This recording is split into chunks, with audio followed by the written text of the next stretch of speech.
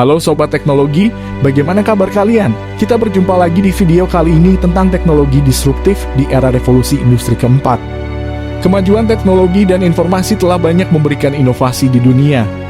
Disruptive teknologi atau teknologi disruptif merupakan inovasi yang secara dramatis mampu mentransformasi pasar dan teknologi yang ada. Disruptive teknologi adalah istilah yang berlaku untuk gadget, elektronik, layanan, dan konsep yang memiliki dampak besar pada industri dan pada akhirnya mampu mengubah cara konsumen, bisnis, dan industri beroperasi. Teknologi ini hadir dan menggantikan barang atau proses terdahulunya dengan menawarkan manfaat revolusioner yang unggul. Kata disruptif sendiri memiliki arti sebagai sesuatu yang bersifat mengganggu atau sesuatu yang mampu menciptakan kondisi ketidakteraturan. Saat pertama kali dikembangkan, teknologi disruptif seringkali menciptakan pasar baru dan kedatangannya sering dianggap berisiko saat diperkenalkan. Namun seiring berjalannya waktu, disruptif teknologi dapat menjadi teknologi yang berkelanjutan dengan semakin banyaknya ia digunakan. Lebih dari itu, yang membuat teknologi ini menarik adalah teknologi ini hadir di tengah-tengah masyarakat kita dan mampu mengubah cara berpikir atau cara berperilaku kebanyakan orang. Selanjutnya, kita akan beranjak membahas beberapa contoh dari disruptif teknologi, mengajak Anda untuk mengamati peran teknologi yang begitu besar dalam membentuk perilaku dan kehidupan kita saat ini. Media penyimpanan adalah perangkat yang digunakan untuk menyimpan berbagai macam data digital baik dalam bentuk dokumen, suara, gambar, video, dan lain sebagainya. Seiring berkembangnya zaman, teknologi media penyimpanan data pun kini telah mengalami perubahan. Bahkan, beberapa di antaranya sudah tidak lagi diproduksi secara massal. Oleh sebab itu, muncullah inovasi-inovasi baru yang melahirkan berbagai macam jenis media penyimpanan data. Jenis media penyimpanan data yang pertama adalah floppy disk drive atau yang juga populer disebut disket. Ini adalah perangkat penyimpanan data yang terbuat dari media penyimpanan magnetis berbentuk lingkaran yang ukurannya tipis. Media penyimpanan magnetis itu disimpan dalam wadah atau bodi berbentuk persegi atau persegi panjang. Terdapat slot khusus di komputer untuk memasukkan disket yang disebut floppy disk drive. Disket sendiri digunakan sebagai media penyimpanan untuk perangkat komputer. Disket sudah berkembang sejak pertengahan tahun 1970 hingga 2000, kemudian digantikan dengan adanya CD-ROM. CD-ROM adalah sebuah cakram padat dari jenis cakram optik yang dapat menyimpan data. Ukuran data yang dapat disimpan saat ini bisa mencapai 700 atau 700 juta bit. CD-ROM bersifat read-only memory. Dengan keberadaannya CD-ROM, dulu dalam melakukan pemutaran video maupun musik banyak dijual di pasaran dengan berupa CD-ROM, namun CD-ROM tergantikan dengan adanya hard disk dan flash disk, di mana keduanya komponen perangkat keras yang menyimpan semua konten digital. Bedanya dengan CD-ROM adalah tidak menggunakan cakram optik dalam menyimpan, namun menggunakan perangkat elektronik, sehingga flash disk dan hard disk lebih tahan lama dalam menyimpan data di dalamnya dibanding dengan CD-ROM. Sekarang kita beralih ke alat komunikasi. Sebelum teknologi komunikasi berkembang dengan pesat seperti sekarang, menulis dan mengirim surat menjadi pilihan utama untuk melakukan komunikasi jarak jauh. Surat ditulis di secari kertas, dimasukkan ke dalam sebuah amplop, lalu dibubuhi perangko di atasnya. Surat kemudian dibawa ke kantor pos untuk dikirimkan ke alamat yang dituju.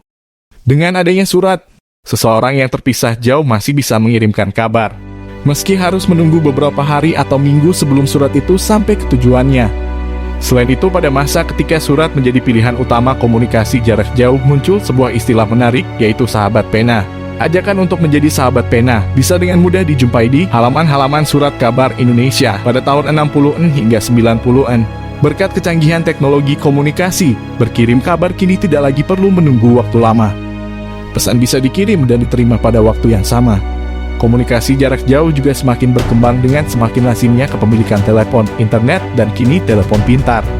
Terlebih lagi, kini ada banyak layanan aplikasi chat yang mempermudah komunikasi, seperti Line, WhatsApp, dan Telegram. Lantas, masih adakah orang yang mengirim kabar melalui surat?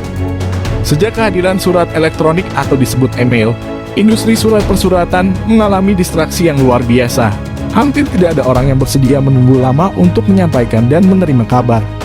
Email saat ini digunakan oleh banyak orang sebagai salah satu sarana komunikasi dan mengirimkan pesan digital. Keberadaannya sangat membantu dalam urusan surat menyurat yang terbatas oleh jarak, waktu, dan ruang. Email sangat lekat dengan kehidupan sehari-hari manusia modern.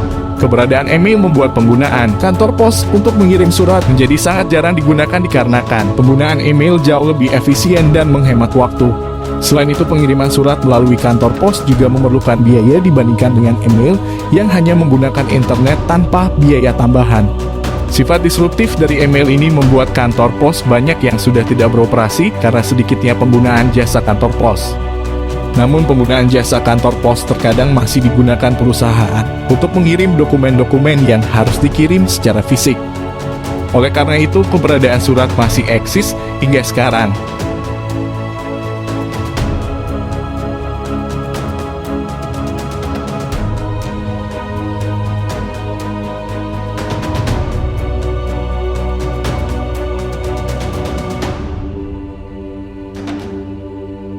Sekarang kita akan membahas disrupsi penggunaan telepon.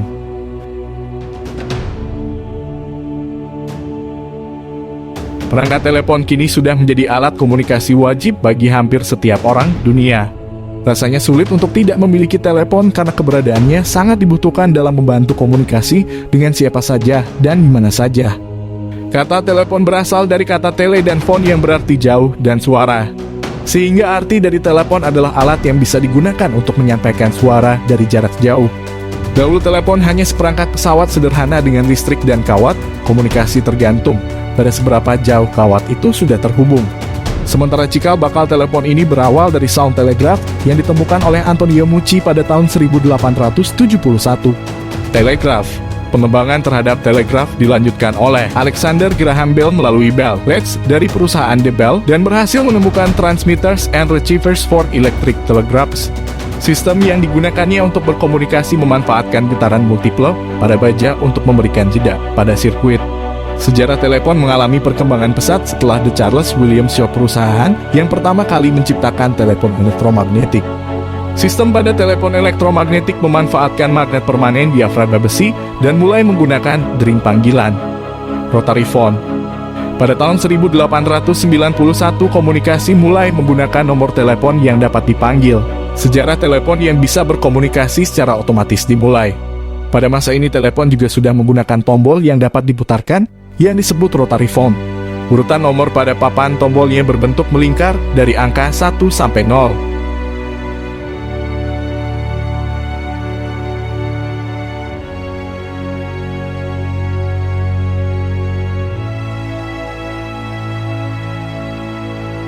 Kemudian pada tahun 1973 mulailah muncul telepon genggam yang dapat dibawa kemana-mana yang disebut Dynatouch. Dynatouch adalah telepon genggam pertama di dunia. Telepon genggam ini memiliki berat hampir 2 kg dengan bodi yang sangat besar dan hanya dapat digunakan untuk menelepon selama 15 menit karena baterainya cepat habis.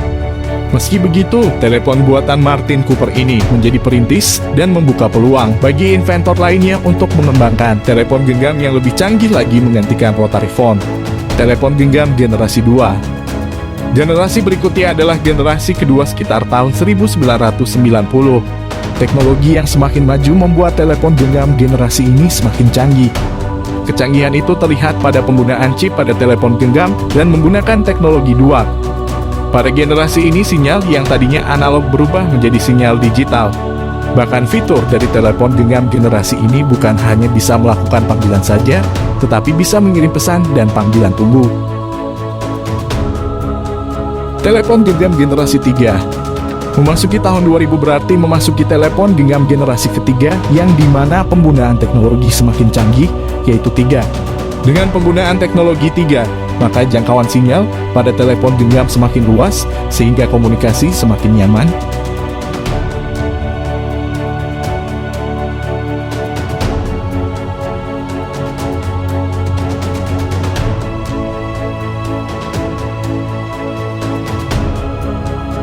Sekarang kita akan membahas tentang smartphone. Saat ini semua orang di seluruh dunia pastinya memiliki ponsel, handphone untuk melakukan beragam aktivitas harian mereka. Apalagi saat ini hadir beragam handphone dengan berbagai spesifikasi dan fitur canggih. Namun tahukah kamu sebenarnya smartphone adalah teknologi paling disruptif yang pernah ditemukan? Smartphone memiliki berbagai teknologi canggih tertanam dalam dirinya. Saking disruptifnya, banyak teknologi dapat digantikan hanya dengan menggunakan satu buah ponsel pintar alias smartphone. Awal mulanya fungsi sebuah ponsel adalah alat untuk berkomunikasi jarak jauh, seperti melakukan panggilan telepon dan berkirim pesan atau yang biasa disebut Short Message Service (SMS). Seiring berjalannya waktu, perlahan-lahan mulai disematkan beberapa fitur modern seperti layar berwarna, dada dering polifonik, serta beberapa game sederhana yang cukup menghibur di kala bosan. Tak hanya sampai di situ saja, para produsen telepon genggam terus berkembang dan bersaing dalam kemajuan teknologi agar fungsi ponsel bukan hanya sekedar untuk suara dan teks saja, maka ditanamkanlah sistem operasi untuk memudahkan pengguna dalam mengelola file juga dokumen serta menyempurnakan fitur browsing agar lebih leluasa berselancar di internet. Sampai sekarang zaman telah berubah. Lahirnya ponsel pintar alias smartphone dengan segudang aplikasinya menghadirkan pengalaman yang lebih bagi penggunanya. Mulai dari panggilan antar muka, video call, hingga multitasking yang memungkinkan untuk menjalankan lebih dari satu aplikasi. Tentu dengan semakin canggihnya smartphone, ada beberapa barang yang mempunyai fungsi khusus kini telah tergantikan oleh smartphone. Jam dan timer. Penggunaan jam dinding ataupun jam beker yang berfungsi untuk mengetahui waktu dan mengatur alarm pada jam waker sudah sangat jarang ditemukan. Orang-orang lebih memilih untuk mengetahui waktu melalui smartphone mereka. Alarm pun bisa diatur melalui smartphone dengan nada dering yang bisa diatur sesuka hati karena dinilai lebih praktis.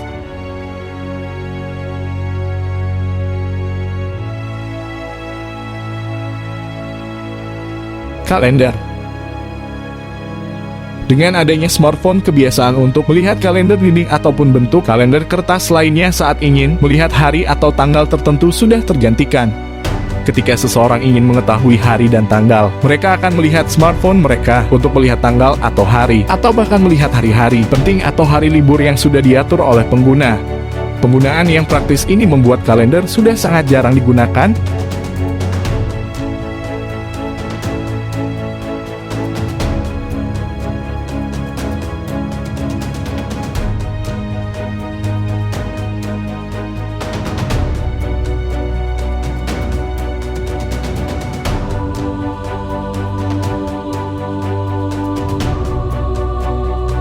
Radio. Smartphone memiliki antena yang berfungsi untuk menangkap sinyal internet maupun radio.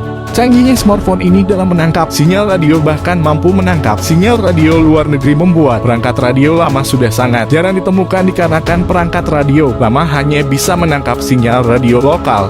Selain itu, perangkat radio lama memiliki ukuran yang lumayan besar yang sulit untuk dibawa kemana-mana dibandingkan dengan smartphone yang kecil dan portable. Jelas mengapa penggunaan radio digantikan.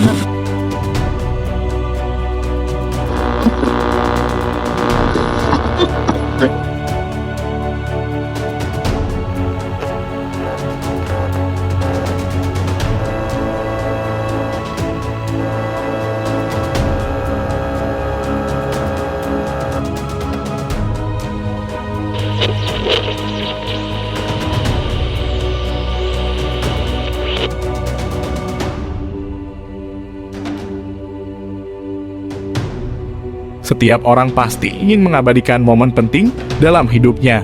Salah satu caranya adalah menggunakan kamera. Kamera dapat mengambil gambar objek atau kejadian yang dapat disimpan bahkan tidak akan rusak walaupun bertahun-tahun lamanya. Kamera saku adalah gadget wajib dibawa saat bepergian untuk mengabadikan momen di berbagai kesempatan. Namun dengan adanya smartphone, penggunaan pocket kamera sudah sangat jarang digunakan. Smartphone zaman sekarang memiliki kualitas kamera yang sangat bagus bahkan mengalahkan pocket kamera.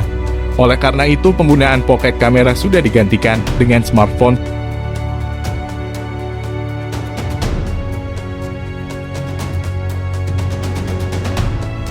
Sebelum ada smartphone, orang-orang biasa menonton video menggunakan DVD atau VCD player. Compact disc dan kaset pita biasa digunakan untuk menyimpan foto maupun video yang nantinya ditonton menggunakan DVD atau VCD player yang dihubungkan ke perangkat televisinya. Namun dengan adanya smartphone, seseorang dapat menonton video dimanapun kapanpun dengan praktis. Pengguna smartphone juga dapat menonton video dari berbagai situs online yang berisikan berbagai macam video. Dapat ditemukan membuat video player semakin jarang digunakan. Televisinya, bahkan penggunaan televisinya atau TV sudah sangat jarang ditemukan sejak adanya smartphone. Siaran TV, berita, ataupun video entertainment lainnya dapat ditonton melalui layar smartphone dimanapun kapanpun. Orang lebih memilih menonton video entertainment di situs online dibandingkan dengan siaran yang terdapat di TV.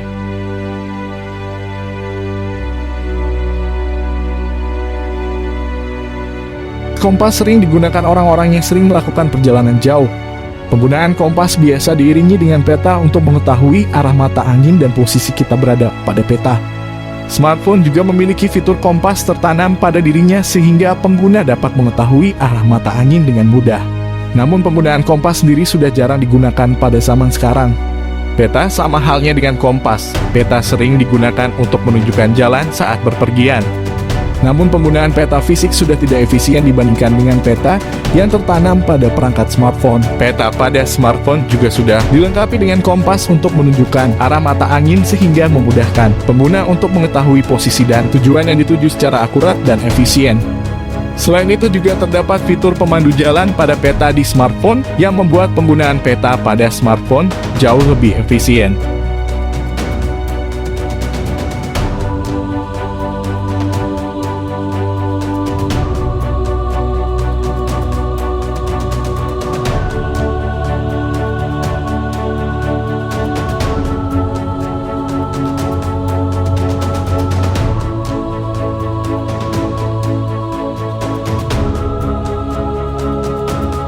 Mesin scanner sering digunakan di kantor ataupun tempat fotokopi untuk mendapatkan potret dokumen yang detail dan rapi. Hasil scan dari mesin scanner ini biasa digunakan untuk dicetak ulang ataupun disimpan dalam CD ataupun flash disk. Zaman sekarang hasil scan dari dokumen biasa digunakan untuk mengirim data atau berkas secara online. Smartphone yang bisa dibawa kemana-mana menjadi alternatif untuk melakukan scan dokumen dimanapun dan kapanpun. Hasil scanner yang dihasilkan smartphone tidak kalah jauh dari hasil scanner dari mesin scanner. Selain itu, hasil scan dokumen dapat langsung disimpan ataupun dikirim secara online dengan praktis menggunakan smartphone.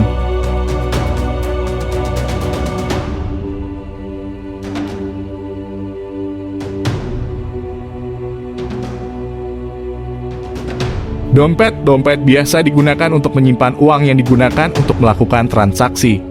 Namun dengan smartphone transaksi bisa dilakukan melalui dompet digital. Tidak perlu lagi membawa dompet kemana-mana. Resiko kehilangan dompet pun juga bisa digantikan dengan dompet digital. Dompet digital pun memiliki keamanan yang canggih sehingga tidak semua orang bisa membuka ataupun mengambil uang dari pengguna dompet digital. Penggunaan dompet sekarang lebih sebagai penyimpanan kartu kredit, debit, atau kartu identitas. Menyimpan uang pada dompet biasanya hanya sebagai uang darurat jika ada kejadian mendesak. Transaksi adalah kegiatan yang sering kita lakukan saat membeli barang jasa ataupun jenis transaksi lainnya. Dengan smartphone, transaksi bisa dilakukan tanpa harus bertemu atau secara online. Bahkan transaksi antar pulau atau negara dapat dilakukan melalui smartphone. Transaksi online juga memiliki keamanan yang membuat transaksi menjadi lebih aman dan terpercaya.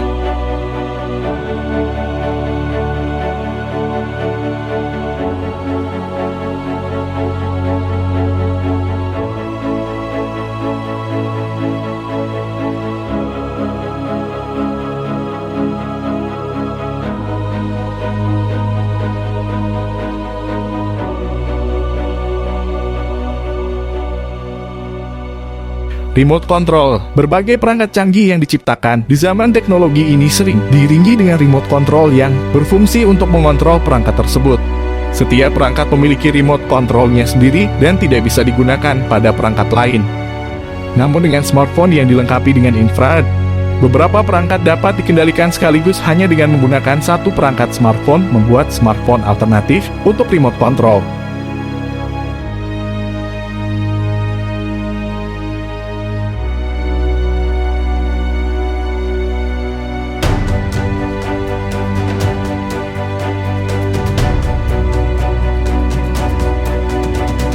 Setiap orang memiliki hobinya sendiri, salah satunya adalah membaca buku.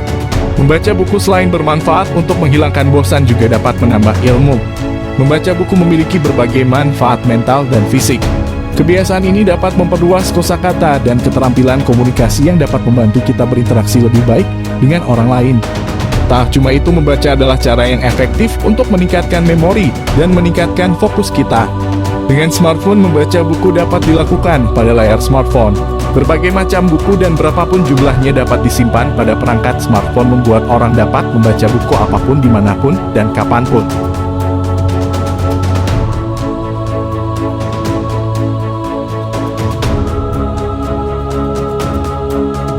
Berita-berita adalah salah satu media untuk mendapatkan informasi terkini yang terjadi di sekeliling kita.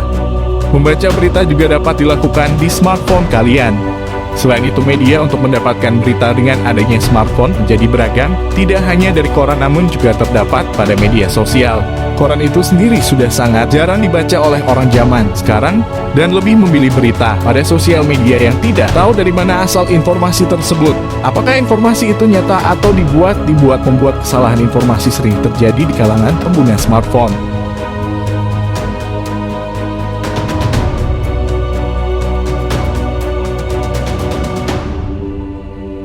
Kamus. Saat membaca berita atau berbicara dengan orang asing, kamus memiliki peran yang sangat penting untuk menerjemahkan kata-kata asing yang tidak kita ketahui. Kamus juga sering digunakan saat ingin mempelajari bahasa asing. Dengan smartphone, kamus yang tebal dapat digantikan dengan kamus online yang terdapat pada smartphone. Terdapat berbagai bahasa yang bisa diterjemahkan dengan cepat. Menggunakan kamus online membuat orang dengan mudah membaca berita luar, belajar bahasa asing, ataupun berbicara dengan orang asing.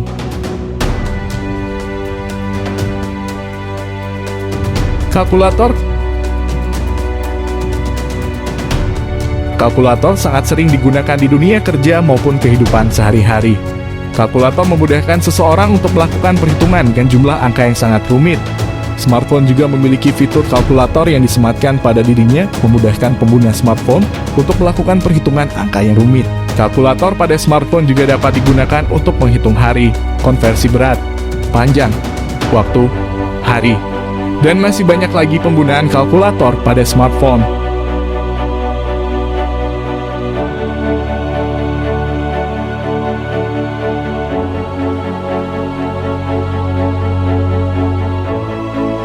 Album foto kehidupan manusia sangat singkat, sehingga orang seringkali mengabadikan momen kehidupannya melalui album foto. Setiap orang atau keluarga pasti memiliki satu atau dua album foto untuk mengenang momen spesial dalam hidup. Namun seiring berjalannya waktu, album foto dapat rusak dan hilang. Dengan smartphone, momen-momen spesial dalam hidup dapat disimpan dalam bentuk data dan dikumpulkan menjadi album foto digital.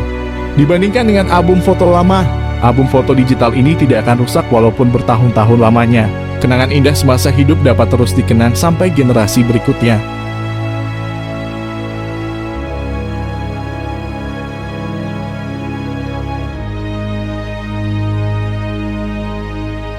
Tiket pesawat. Di tengah kesibukan dalam dunia kerja maupun dunia pendidikan, tiket pesawat adalah salah satu cara untuk melepas beban dan menyembuhkan jiwa yang lelah akan kesibukan yang tiada hentinya. Tiket pesawat biasa dibeli di bandara kesayangan Anda.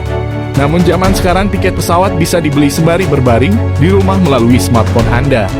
Tiket pesawat dapat dibeli di situs-situs terpercaya yang dapat diakses melalui smartphone Anda dimanapun kapanpun. Bahkan Anda tidak perlu membawa uang dalam jumlah banyak di tas Anda untuk membeli tiket pesawat di bandara. Cukup dengan menyentuh beberapa tombol pada layar smartphone, Anda bisa berlibur kemanapun yang Anda inginkan dengan mudah.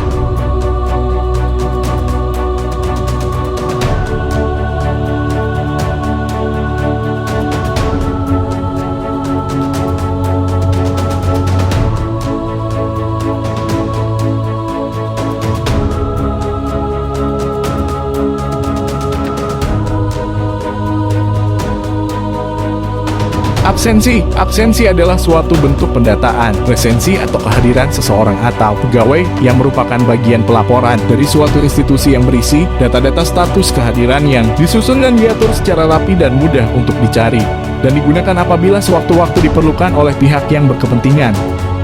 Di sekolah, tingkat kehadiran siswa atau mahasiswa sangat mempengaruhi nilai akhir dari siswa atau mahasiswa tersebut. Absensi pada zaman dahulu biasanya menggunakan kertas dan pulpen, namun dengan adanya teknologi smartphone dan biometrik, seseorang dapat melakukan absensi hanya dengan menggunakan smartphone mereka. Banyak perusahaan sekarang menggunakan media smartphone untuk melakukan absensi, bahkan di sekolah pun mulai diterapkan sistem absensi wajah. Absensi menggunakan kertas dan pulpen sebagai medianya memungkinkan pemalsuan data dikarenakan tidak adanya bukti. Absensi dilakukan oleh orang yang bersangkutan, namun dengan absensi biometrik, absensi harus dilakukan oleh orang yang bersangkutan karena setiap orang memiliki biometriknya sendiri. Namun absensi biometrik sebelumnya menggunakan alat yang besar dan tidak bisa dibawa kemana-mana. Dengan adanya smartphone, absensi biometrik bisa dilakukan di mana saja tanpa harus menggunakan alat tambahan. Selain memudahkan untuk seseorang melakukan absensi, perusahaan ataupun instansi juga dimudahkan karena tidak perlu mengeluarkan biaya tambahan untuk membeli mesin absensi biometrik. Sudah terbayang seberapa disruptif ya smartphone ini? Jika dilihat dari banyaknya teknologi yang tergantikan oleh smartphone, bisa dikatakan sebenarnya smartphone adalah teknologi paling disruptif dan kedepannya masih banyak lagi teknologi yang akan digantikan dengan kemajuan smartphone. Namun sifat disruptif dari smartphone ini tidak selamanya memiliki dampak negatif. Berbagai macam kemudahan juga bisa disediakan oleh smartphone. Itu semua tergantung pada cara orang menggunakan teknologi yang sangat canggih ini.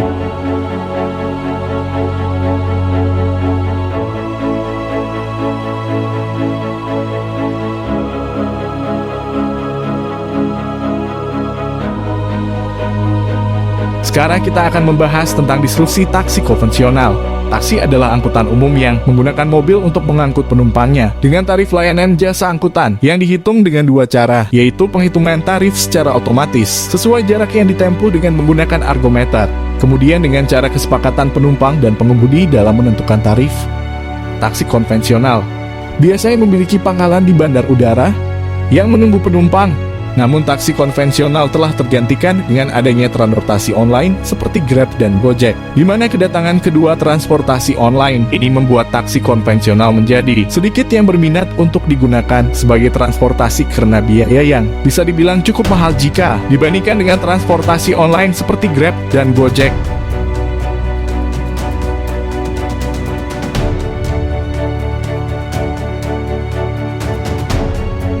Sekarang kita akan membahas tentang disruptif pangkalan Gojek ke transportasi online pada masa saat ini. Contoh dari teknologi disruptif sungguh mudah ditemukan. Yang pertama, sebut saja kelahiran dari aplikasi-aplikasi transportasi online seperti Gojek atau Grab. Menggunakan jasa transportasi berbasis aplikasi online tentunya sangat menguntungkan bagi konsumen karena aplikasi tersebut dapat memudahkan masyarakat dalam hal bepergian. Di samping itu, hal ini juga telah berhasil mengubah cara berpikir dan kebiasaan masyarakat. Jika sebelumnya konsumen harus keluar rumah dengan kemungkinan merasakan panas atau bahkan hujan ketika menuju jalan raya untuk mencari jasa transportasi yang kosong penumpang. Dengan adanya aplikasi transportasi online ini, konsumen dapat memesan moda transportasi dari rumah atau tempat yang nyaman secara praktis. Penumpang tidak perlu kesulitan mencari transportasi yang telah dipesan. Gojek atau taksi yang sudah dipesanlah yang akan sebaliknya menghampiri penumpang. Selain mampu mengubah kebiasaan masyarakat dan menawarkan manfaat, untuk benar-benar dianggap disruptif, teknologi tersebut harus mudah diakses dan tidak mahal untuk konsumen kebanyakan. Jasa transportasi online memiliki cara perhitungannya tersendiri untuk tarif jasa. Tarif yang ditawarkan relatif disukai konsumen karena kebanyakan dari mereka memiliki tarif yang lebih murah dibandingkan dengan tarif jasa transportasi konvensional dan berlakunya berbagai promo yang bisa menguntungkan penumpang. Semua tarif tersebut sudah pasti dan tertera sejak awal sehingga tidak ada proses tawar-menawar, membuat proses pembayaran menjadi nyaman bagi kedua pihak. Disruptif teknologi memberikan peluang bagi perusahaan rintisan atau startup untuk mendapatkan pijakan yang signifikan dalam sebuah industri dengan menawarkan teknologi baru dan memiliki potensi untuk mengalami pertumbuhan yang cepat dan mengungguli perusahaan yang lebih besar dan lebih mapan. Pada satu sisi, kehadiran teknologi disruptif ini tentunya terlihat menguntungkan karena mampu memenuhi kebutuhan para pihak terkait, mulai dari penyedia jasa, pemberi jasa, dan pengguna jasanya. Namun kembali lagi, kata disruptif sendiri memiliki arti sebagai sesuatu yang bersifat mengganggu. Kemunculan aplikasi transportasi online tersebut secara bersamaan juga dapat mengganggu tatanan yang sebelumnya sudah lama berdiri di masyarakat. Ketika melihat dari sisi lainnya, industri yang selama ini sudah ada dan berjalan, tiba-tiba tidak mampu bersaing. Bayangkan saja, Dengan semakin banyaknya permintaan pada bisnis transportasi online, hal ini mampu menjungkir balikan dunia transportasi konvensional karena bisnis mulai tertinggal dan semakin sedikitnya permintaan.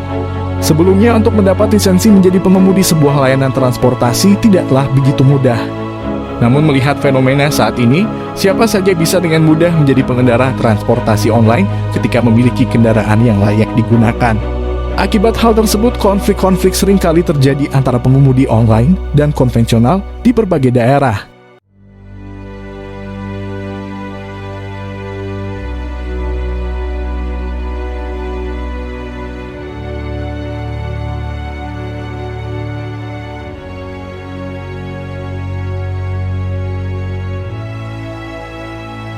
Perkembangan teknologi di bidang informasi dan komunikasi dapat dilihat dengan jelas melalui kehadiran internet yang telah digunakan oleh berbagai kalangan. Tidak hanya pada bidang transportasi, perkembangan teknologi ini memberi pengaruh pada gaya hidup masyarakat. Yang dulunya mencari informasi dengan membaca surat kabar kini beralih menggunakan internet untuk mencari berita. Media online adalah ruang berita yang menggunakan teknologi komunikasi, internet, dan jurnalisme tradisional untuk menciptakan satu ruang yang disebut jurnalisme online. Sementara itu, surat kabar menyediakan sejumlah besar konten berita untuk dianalisis secara mendalam, serta ruang yang ditulis dengan baik. Media cetak biasanya menargetkan audiens yang lebih terbatas, berisi informasi yang lebih rinci, lengkap, dan panjang daripada media online. Kualitas jurnalisme di surat kabar ini sangat dipengaruhi oleh orang-orang yang bekerja di media, seperti jurnalis, penulis, editor, pemimpin, dan editor. Banyak surat kabar telah membuat versi platform media online, seperti Kompas.com, Tribunnews.com, DLL untuk mengikuti perkembangan jurnalisme online. Banyak orang beralih ke media online untuk mencari sesuatu yang baru dan berbeda di pasar media cetak. Kemunculan media online ini menciptakan sebuah gangguan yang dicirikan oleh persaingan yang sangat ketat antara jurnalisme online dan surat kabar. Jurnalisme online digemari masyarakat karena lebih murah, langsung, cepat, dan dapat berinteraksi langsung dengan masyarakat. Selain itu, media online serbaguna dan dapat menyampaikan berita dengan cepat dan singkat. Dengan kehadiran media online yang mampu memberikan perubahan cara hidup masyarakat, media cetak berisiko kehilangan tempatnya sebagai sumber informasi utama. Hal sederhana yang dapat membuat media online menjadi ancaman bagi surat kabar adalah jumlah orang yang membaca surat kabar semakin hari semakin berkurang. Jurnalisme online selalu up-to-date dengan informasi terbaru yang tersedia untuk umum secara langsung melalui ponsel, ponsel pintar, dan gadget.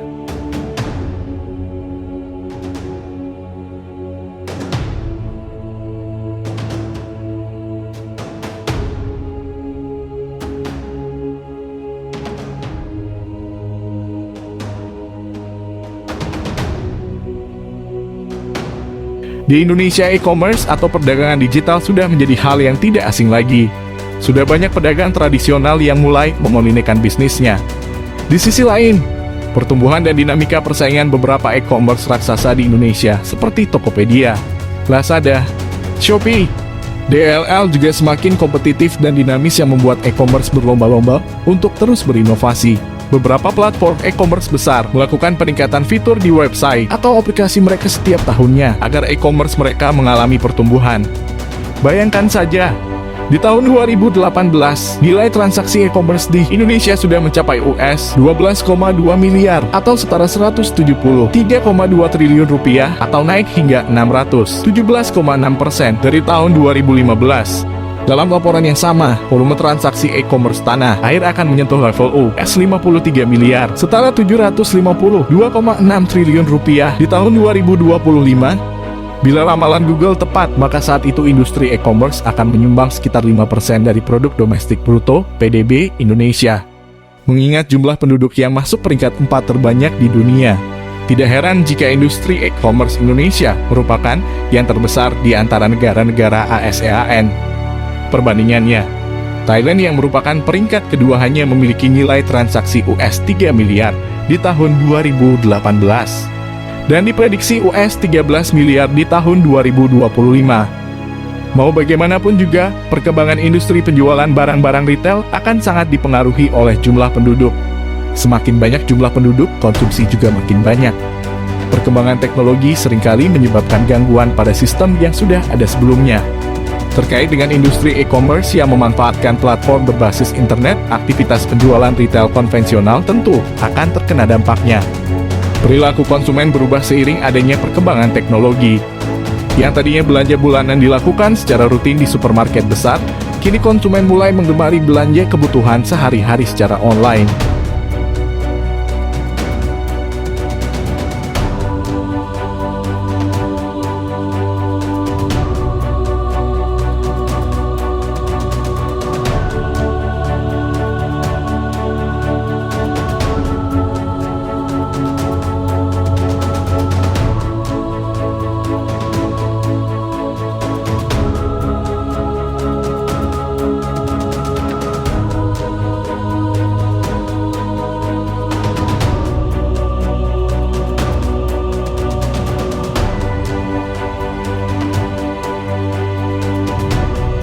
Pernahkah Anda pergi ke bank konvensional untuk suatu urusan sederhana? Selain harus antre yang cukup panjang, juga menunggu hampir 1 jam untuk menunggu karena petugas layanan pelanggan sedang bertugas melayani nasabah lain. Kini semua serba digital, dari mulai pesan ojek hingga pesan makan siang. Apalagi sejak pandemi melanda dunia, orang takut ke mall dan mulai membiasakan belanja secara daring melalui marketplace. Saat Anda sedang galau karena harus antre berkepanjangan, petugas bank dengan ramah menanyakan apakah membawa gawai. Bila Anda membawa gawai, spontan petugas bank akan menawarkan konsep baru yang dikeluarkan oleh bank tersebut, yaitu bank digital. Tanpa buku, tanpa pendataan manual, semua hanya dilakukan dengan gawai dan jari. Petugas bank menjanjikan bila Anda memiliki rekening di bank digital, maka Anda dijamin tidak perlu antre. Semua kesulitan dan masalah perbankan diselesaikan melalui gawai. Bahkan untuk transfer antar bank dibebaskan dari biaya transfer, meski transfer ke bank lain. Buka deposito juga bisa dilakukan via gawai. Segala macam kemudahan akan Anda miliki. Transaksi perbankan yang dulu rumit, kini dapat dilakukan di mana saja dengan mudah. Dikabarkan banyak bank akan menutup banyak kantor kas, cabang pembantu maupun cabang utama, dan digantikan dengan bank digital. Hal ini karena lebih hemat, karena tidak perlu membeli atau menyewa properti untuk buka kantor, dan tidak perlu lagi membayar sekian banyak karyawan lini depan. Ini sebuah disrupsi.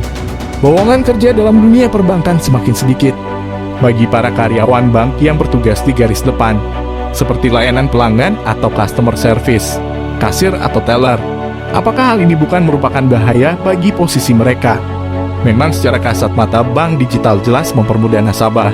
Bahkan Bank Indonesia sangat puas dengan kemajuan bank digital. Meski banyak penutupan kantor cabang, namun diikuti dengan kenaikan transaksi layanan elektronik seperti mobile banking dan internet banking. Layanan perbankan elektronik dan digital ini turut mendorong kenaikan rekening dan dana pihak ketiga. Apalagi dengan munculnya bank digital baru yang bahkan tidak memiliki kantor, membuat bank-bank konvensional semakin terancam punah dan terpaksa mengikuti tren teknologi yang sangat cepat berubah. Bank digital baru sering memberikan promo-promo yang menguntungkan nasabah, sehingga banyak nasabah beralih ke bank digital dan meninggalkan bank konvensional. Memang semua masih ada plus minusnya, tapi mau tidak mau Anda juga harus siap memasuki dunia bank digital. Semoga bank digital dapat terus disempurnakan sehingga benar-benar menjadi solusi dan tidak sekedar disrupsi semata.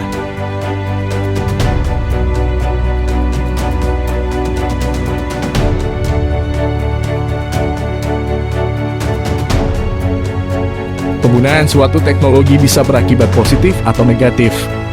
Semua tergantung pada penggunanya. Kebanyakan hasil teknologi berupa alat atau sistem yang dapat dioptimalkan untuk kemajuan dan kesejahteraan masyarakat. Karena itu masalah yang ada adalah pada bagaimana cara kita untuk mengoptimalkan teknologi yang dimiliki tersebut.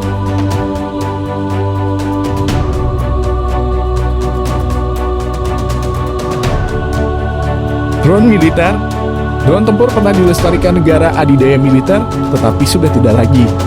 Penggunaannya oleh pemberontak dan negara-negara kecil telah mengubah sifat pertempuran. Contohnya adalah Predator yang awalnya dirancang untuk pengintaian udara dipersenjatai dengan rudal Hellfire. Penggantinya, Reaper, secara khusus dirancang sebagai pemburu-pembunuh. Reaper memiliki jangkauan yang lebih besar dari Hellfire dan dapat membawa bobot amunisi yang lebih besar.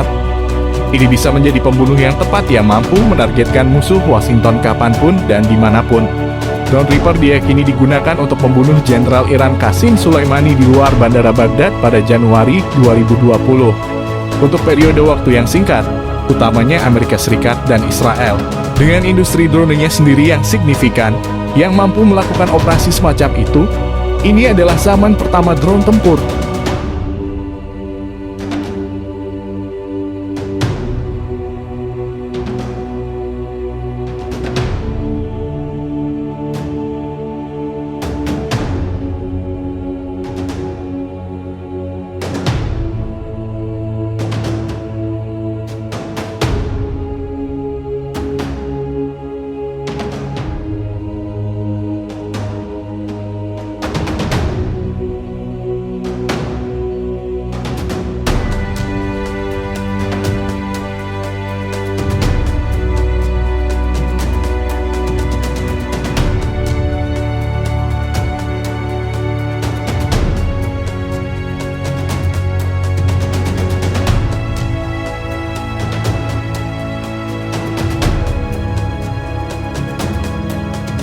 Drone pertanian. Drone ini dapat membantu petani dalam melakukan proses dan persiapan kegiatan budidaya pertanian. Banyaknya inovasi di bidang pertanian yang semakin maju dan berkembang serta beragam jenisnya harus dapat dan mampu mengubah bidang pertanian semakin disukai dan menjadi salah satu bidang yang diunggulkan dan mendapat prioritas. Salah satu inovasi yang dikembangkan oleh Indonesia untuk mempersiapkan diri di kancah internasional adalah teknologi drone canggih dalam bidang pertanian. Ada beberapa teknologi drone yang dapat membantu operasi pertanian presisi skala besar, yaitu teknologi drone untuk pemantauan kesehatan tanaman. Drone yang digunakan untuk memantau kesehatan tanaman ini dilengkapi dengan peralatan pencitraan khusus yang menggunakan informasi warna terperinci untuk menunjukkan kesehatan tanaman. Alat tersebut adalah Normalized Differential Vegetation Index, NDVI. Hal ini memudahkan petani untuk memantau tanaman mereka yang sedang dalam proses pertumbuhan, sehingga mereka dapat menangani permasalahan yang ada dengan cepat untuk menyelamatkan tanaman. Teknologi drone untuk pemantauan kondisi lapangan. Selain untuk memantau kondisi di lapangan, penggunaan drone juga digunakan untuk kebutuhan memantau kesehatan tanah. Drone dapat memberikan pemetaan lapangan yang akurat dan informasi ketinggian yang memungkinkan petani dapat menemukan masalah di lapangan, mendapatkan informasi seputar elevasi lapangan, berguna untuk menentukan pola drainase dan titik basah atau kering yang memungkinkan petani mengetahui teknik penyiraman lebih efisien. Teknologi drone untuk penanaman dan pembibitan. Selanjutnya, kegunaan drone terbaru adalah untuk penanaman dan pembibitan. Namun sayangnya kegunaan yang satu ini kurang luas diaplikasikan di bidang pertanian. Penyemaian bibit dengan drone otomatis sebagian besar digunakan di industri kehutanan saat ini. Dengan adanya inovasi ini memungkinkan para petani untuk menyemai bibit di daerah yang sangat sulit dijangkau tanpa membahayakan pekerja teknologi drone untuk perawatan semprot. Kemudian inovasi drone untuk perawatan semprot. Penggunaan drone untuk perawatan semprot ini sudah tersebar luas di wilayah Asia Tenggara. Korea Selatan telah menggunakan drone untuk penyemprotan sekitar 30% dari pertanian mereka. Penyemprot drone ini secara otomatis dapat memandu ke area yang sangat sulit dijangkau, seperti ladang teh di ketinggian yang curam. Drone dengan fungsi ini sangat membantu pekerja dalam menavigasi ladang dengan penyemprot ransel yang tentunya memiliki tingkat bahaya yang besar terhadap kesehatan mereka. Drone ini mengeluarkan semprotan dengan partikel halus yang dapat dipastikan dapat memaksimalkan efisiensi dan menghemat biaya bahan kimia.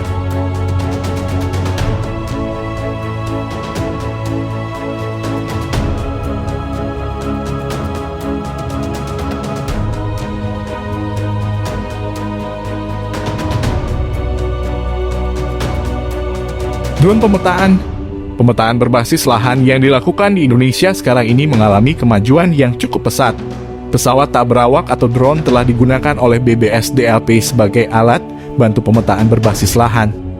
Drone yang digunakan oleh tim BBSDLP adalah drone dengan tipe DJI Inspire 1. Menurut keterangan alatnya, DJI Inspire 1 merupakan drone yang mempunyai 4 buah kaki yang dapat dilipat setelah drone tersebut lepas landas. Dengan begitu, Anda akan dapat memaksimalkan kamera Inspire 1 tersebut untuk merekam seluruh pemandangan 360 derajat tanpa adanya halangan untuk pengambilan gambar secara menyeluruh. Kamera Inspire 1 juga dapat ditekuk hingga 125 derajat. Sama dengan varian produk DJI Phantom 2 Vision Plus. Kamera yang dipasang pada bawah drone tersebut langsung terhubung dengan gimbal 3 sumbu yang dapat membantu Anda untuk merekam video lebih halus. Untuk masalah angin tidak perlu khawatir, drone DJI Inspire 1 akan berfungsi sangat baik dengan gimbal 3 sumbu tersebut. Pastinya ini akan membuat Anda lebih bersemangat ketika melakukan pengambilan gambar. Penggunaan drone sebagai alat bantu pemetaan lebih efektif dan efisien dari segi waktu dan biaya dibandingkan dengan citra satelit. Akurasi hasil juga lebih baik dari citra satelit yang hanya mengakomodasi 40 cm atau piksel. Pemetaan dengan drone dapat menjangkau wilayah dengan akses terbatas sehingga mendapatkan hasil yang lebih akurat.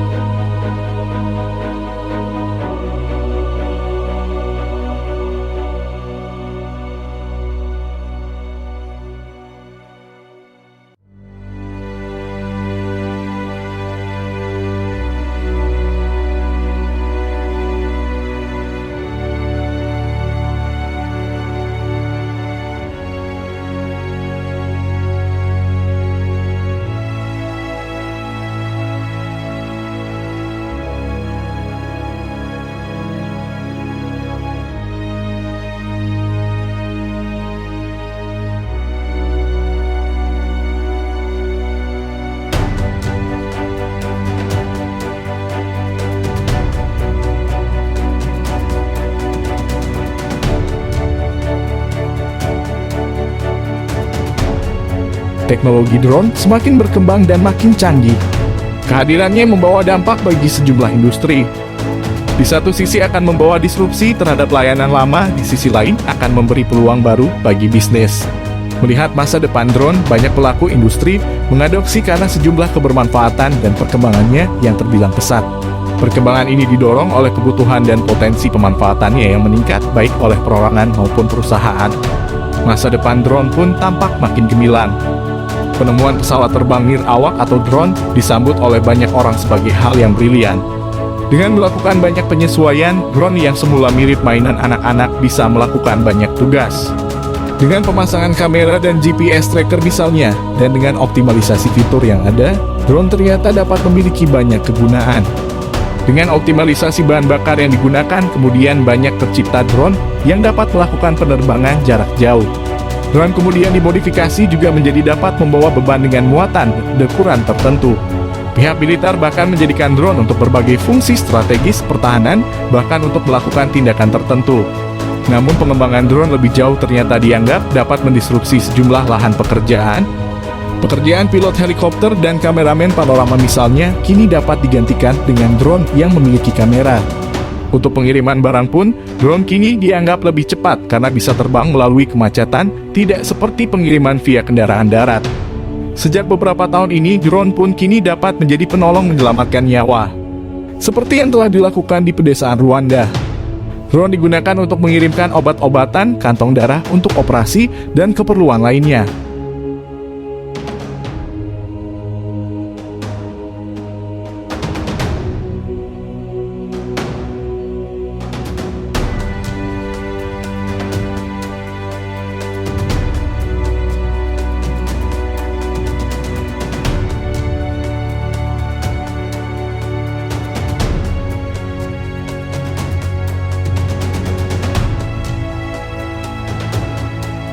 Sekitar 50% populasi manusia di dunia tinggal di kota.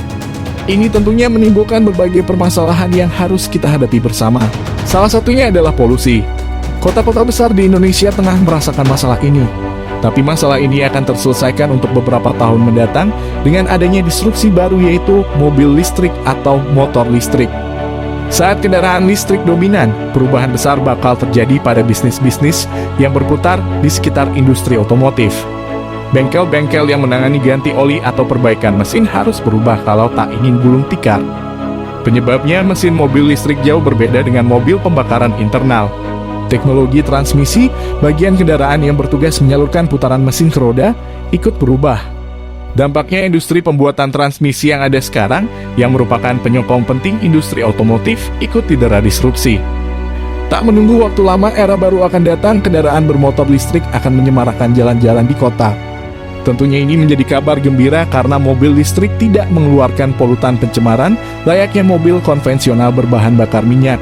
Penggunaan mobil listrik dengan basis baterai ini tentunya membuat udara perkotaan akan semakin lebih baik, di samping perlunya pemerintah untuk menggalakkan penggunaan transportasi umum untuk masyarakat dengan meningkatkan sistem transportasi massal dan budaya berjalan kaki dan bersepeda dengan memperlebar jalur pedestrian. Tetapi semua ini akan terjawab oleh waktu. Riset dan pengembangan mobil listrik terus digiatkan oleh seluruh pabrikan otomotif dunia. Mereka semua sadar, era baru akan datang. Berusaha menolak datangnya adalah keniscayaan. Seiring waktu tentunya teknologi baterai akan semakin murah dan berdampak pada harga jual mobil ini.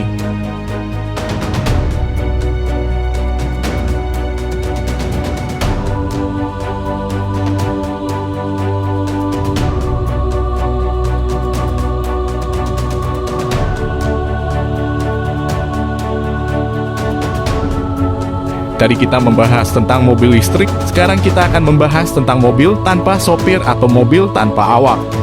Bayangkan Anda masuk ke mobil, lalu mengetik atau bahkan cukup dengan mengatakan tentang tujuan ke interface kendaraan Anda. Lalu mobil akan bergerak sendiri dan mengantar Anda ke tujuan sambil membaca buku, bermain media sosial, atau tidur siang. Memang terdengar seperti adegan pada film-film fiksi ilmiah.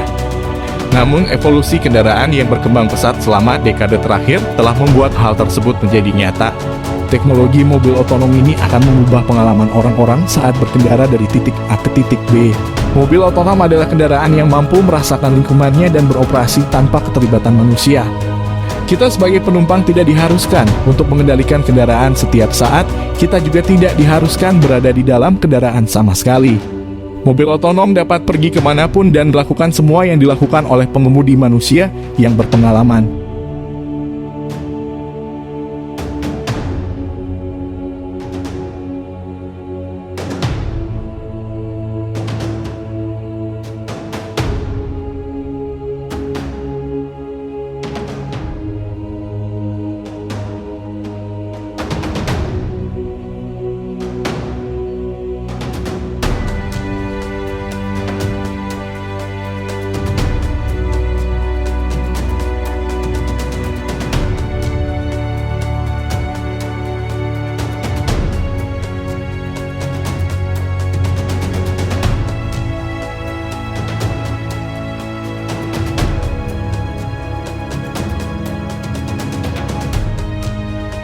Pernahkah Anda membayangkan bahwa kalian bisa membuat benda apapun yang Anda inginkan hanya dengan sekali tekan? Saat ini hal tersebut bukanlah sesuatu yang mustahil untuk dilakukan. Sebagai teknologi disruptif, kemunculan teknologi 3D printing memiliki potensi yang besar untuk mengubah proses bisnis, manufaktur, bahkan masyarakat secara umum. Dalam beberapa tahun terakhir, teknologi ini telah digunakan di berbagai sektor, seperti otomotif, seni, penerbangan, kesehatan, bahkan untuk membuat makanan. Penggunaan teknologi 3D printing telah menunjukkan banyak manfaat karena dapat mengurangi biaya, mempercepat proses, serta dapat meningkatkan produktivitas. Meskipun demikian, teknologi revolusioner ini datang dengan membawa tantangan substansial lain terhadap perlindungan kekayaan intelektual, terutama di era digital seperti sekarang ini.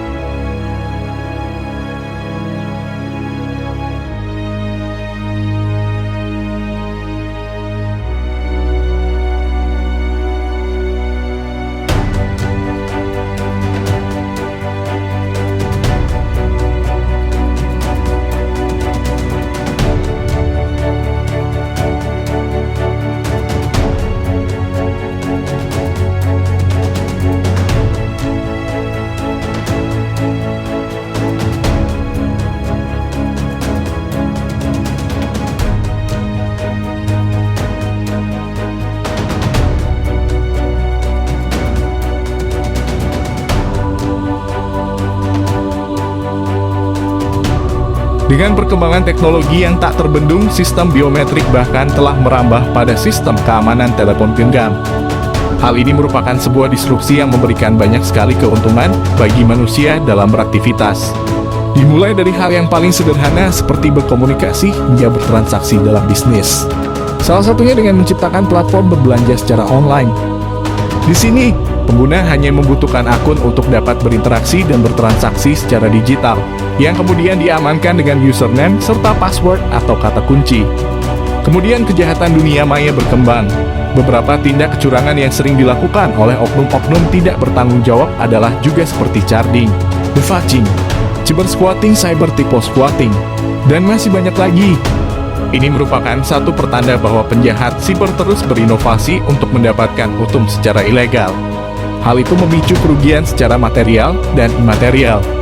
Diperlukan proteksi yang lebih ketat dalam melindungi data pengguna, sebuah mekanisme digital yang lebih kuat untuk melindungi akun-akun online kita. Salah satunya adalah sistem login, biometrik atau disebut juga autentikasi. Biometrik yang saat ini lagi ramai diperbincangkan dan dinilai paling aman atau juga mutakhir. Biometrik merupakan bagian yang melekat pada tubuh manusia seperti sidik jari, telapak tangan, suara, fitur wajah, dan retina mata.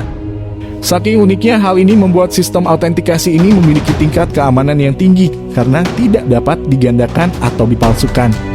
Saat ini sistem biometrik sudah banyak digunakan oleh berbagai instansi pemerintah maupun swasta untuk mendukung sistem kerja yang lebih praktis. Contohnya adalah mesin absensi biometrik, tanda tangan digital, sistem keamanan berbasis biometrik yang sudah digunakan di berbagai kantor dan instansi, baik swasta maupun pemerintahan. Selain itu telah hadir pula platform dengan sistem verifikasi biometrik yang digunakan untuk calon nasabah pada bidang perbankan. Selain itu, sistem keamanan biometrik juga diterapkan pada paspor.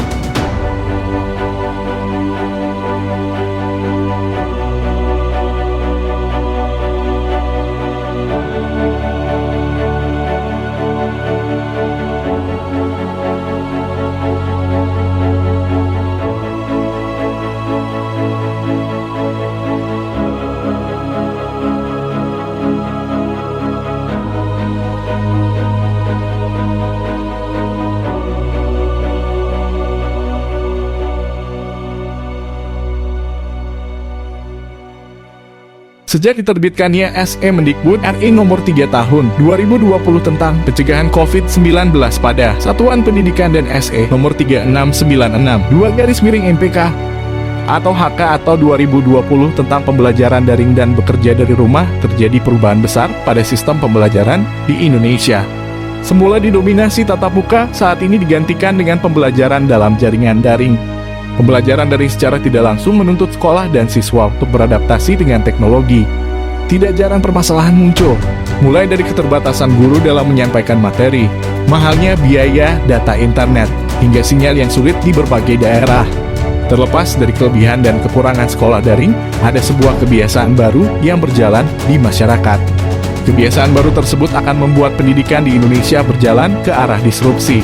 Pendidikan di waktu yang akan datang akan mengalami perubahan akibat disrupsi. Profesor Clayton Christensen, pencetus teori disrupsi, memprediksikan bahwa dalam 1015 tahun ke depan, 50% universitas di Amerika Serikat akan mengalami kebangkrutan. Hal ini terjadi akibat disrupsi dan inovasi baru dunia pendidikan seperti online learning dan massive online open courses. Tidak terkecuali pendidikan di Indonesia. Hal yang tidak dapat ditampil adalah hadirnya platform online learning, mulai ruang guru, Zenius, hingga video tutorial YouTube. Pendidikan di Indonesia hanya tinggal menunggu titik kritisnya untuk terdistorsi. Institusi pendidikan merupakan hal yang sangat stagnan, maka tak heran jika proses pendidikan saat ini sama dengan berabad-abad yang lalu. Gelombang sekolah daring yang diakibatkan COVID-19 ini seakan menuntut dunia pendidikan mempercepat memasuki gerbang awal disrupsi pendidikan. Dunia pendidikan akan mengalami 3 gelombang disrupsi yang membuat sistem yang dibangun sebelumnya menjadi usang dan tidak relevan lagi. 3 disrupsi tersebut adalah disrupsi digital, digital disruption, disrupsi millennial, millennial disruption, dan disrupsi kompetensi, competency disruption. Dengan kondisi demikian, pada saatnya nanti pendidikan akan mendapatkan pendekatan pembelajaran baru yang lebih terbuka, kolaboratif, personal, eksperensial, dan sosial. Dengan terdisrupsinya pendidikan tersebut, barangkali ruang kelas tidak terlalu dibutuhkan lagi, ia hanya menjadi periferal. Guru berperan sebagai mentor, motivator, dan model. Proses pembelajaran akan dapat dilakukan kapan saja, di mana saja, dan menggunakan platform apa saja.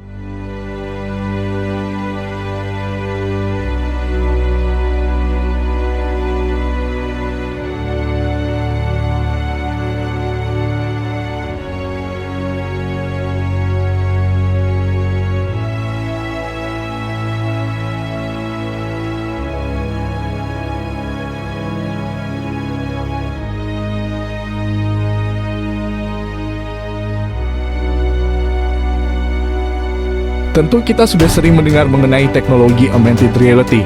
Yaps, teknologi ini sudah mulai digunakan untuk kebutuhan dari berbagai bidang, termasuk pendidikan.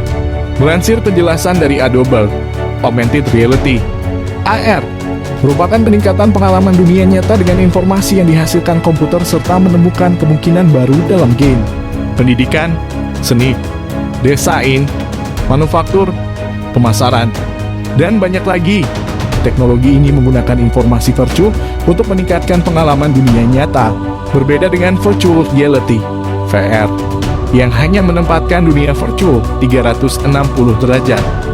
AR bekerja dengan memetakan objek virtual 3 dimensi ke lingkungan nyata. Beberapa headset AR menampilkan objek virtual di atas lensa yang jelas, sementara yang lain menempatkan umpan kamera langsung antara pemirsa dan dunia fisik. Computer vision merupakan pemrograman yang memungkinkan komputer untuk mengidentifikasi dan memproses apa yang dilihat kamera dan masuk akal dari lingkungan 3 dan menempatkan fitur digital di dalamnya. Karena konten digital ini diberikan dengan lebih cepat dan meyakinkan, konten ini semakin dekat untuk melihat dan merasa seperti inspirasi dunia nyata. Tentu juga ada dampak negatif yang ditimbulkan oleh teknologi AR yang bahkan mengancam nyawa penggunanya. Misalnya, gangguan kesehatan mata. Penggunaan teknologi AR dapat menimbulkan rasa sakit sekaligus mual bagi penggunanya yang diakibatkan radiasi yang ditimbulkan. Perangkat AR kecanduan dunia maya. Semua yang disajikan oleh teknologi AR tentunya akan lebih seru jika dibandingkan dengan dunia nyata. Sehingga hal tersebut membuat para penggunanya betah berlama-lama dalam dunia digital. Penggunanya pasti sudah mengalami kecanduan dunia maya dan ditakutkan pengguna akan mengalami kesehatan yang memburuk. Gangguan pendengaran. Agar dapat merasakan sensasi dari dunia digital, maka para pengguna biasanya akan menaikkan volume ke tahap yang lebih tinggi, sehingga suara akan terdengar sangat keras dan mendengung di telinga penggunanya. Meskipun hal itu dipastikan mampu merasakan sensasi dunia digital, akan tetapi suara keras tersebut pendengaran menjadi terganggu, sehingga menaikkan volume ke batas maksimal tidak dianjurkan untuk penggunanya.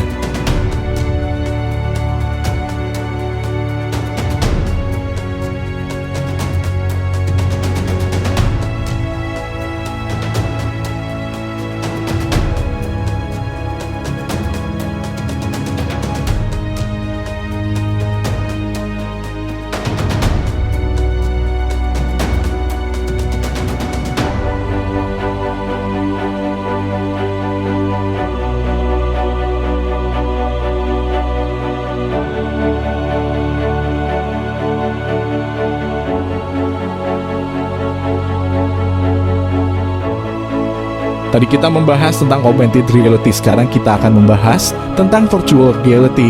Jika berbicara tentang virtual reality, VR, yang teringat di kepala pertama kali pasti hiburan, game, entertainment. Selama ini sebagian dari kita mengenal VR hanya sebatas teknologi untuk keperluan hiburan. Namun dengan besarnya potensi yang dimiliki VR, sangat sayang rasanya jika teknologi imersif ini hanya digunakan untuk keperluan hiburan. Di era disrupsi teknologi saat ini, VR bisa diimplementasikan untuk berbagai tujuan, misalnya untuk keperluan pengembangan SDM di perusahaan. VR memiliki kemampuan luar biasa untuk mendukung kegiatan kolaborasi, pelatihan, pembelajaran, dan berbagi pengalaman antar karyawan di perusahaan. Keberadaan VR bisa meminimalisir dilema-dilema pada aktivitas pengembangan SDM yang ada selama ini.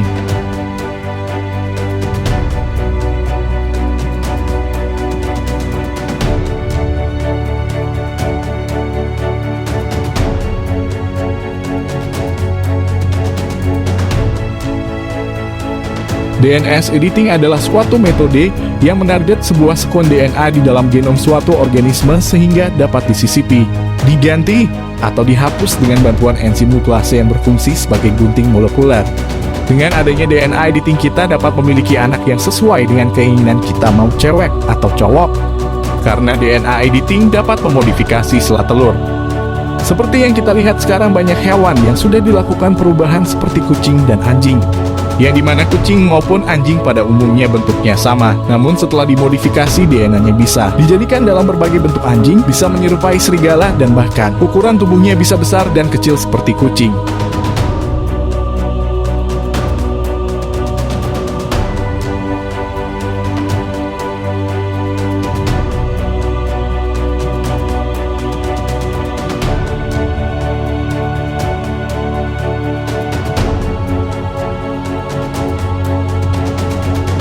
perkembangan teknologi saat ini sudah semakin maju dengan pesat.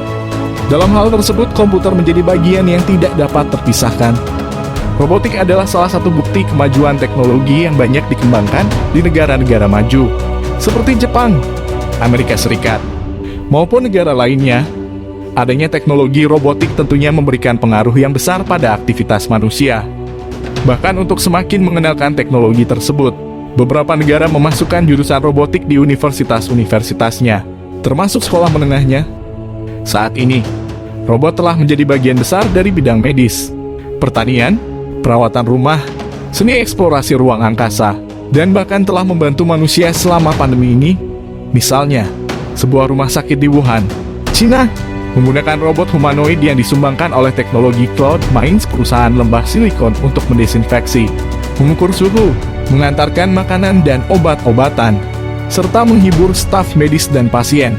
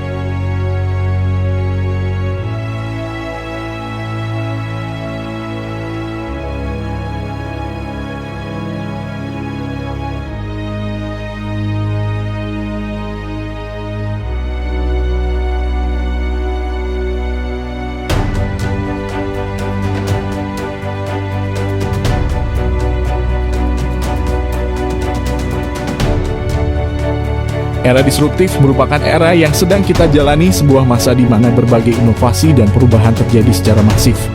Perubahan tersebut terjadi secara fundamental dan mampu mengubah berbagai kebiasaan dan tata cara lama menjadi sesuatu yang baru. Kehadiran teknologi disruptif yang mampu melahirkan berbagai inovasi-inovasi baru bak pisau bermata dua. Di satu sisi, teknologi tersebut mampu memudahkan dan memberikan keuntungan. Di sisi lain, teknologi atau inovasi tersebut menciptakan gangguan dan ketidakteraturan. Salah satu fitur utama dari teknologi disruptif adalah kemampuannya untuk menawarkan manfaat baru dan inovatif, yang mampu menciptakan peluang dan juga ruang yang baru. Seiring perkembangan teknologi tersebut, mereka yang tidak bisa beradaptasi dan tidak bisa mengikuti perkembangan tidak akan mampu bersaing. Oleh karena itu, untuk menghadapi fenomena yang tidak dapat dihindari ini, penting bagi kita untuk mengedepankan sifat adaptif dan inovatif, memanfaatkan teknologi, dan selalu berupaya mengembangkan diri dengan berorientasi pada kebermanfaatan merupakan sikap yang baik dalam menghadapi era disruptif saat ini. Bagaimana sobat teknologi dari hal yang kita bahas tadi dari awal video sampai selesai, seru bukan?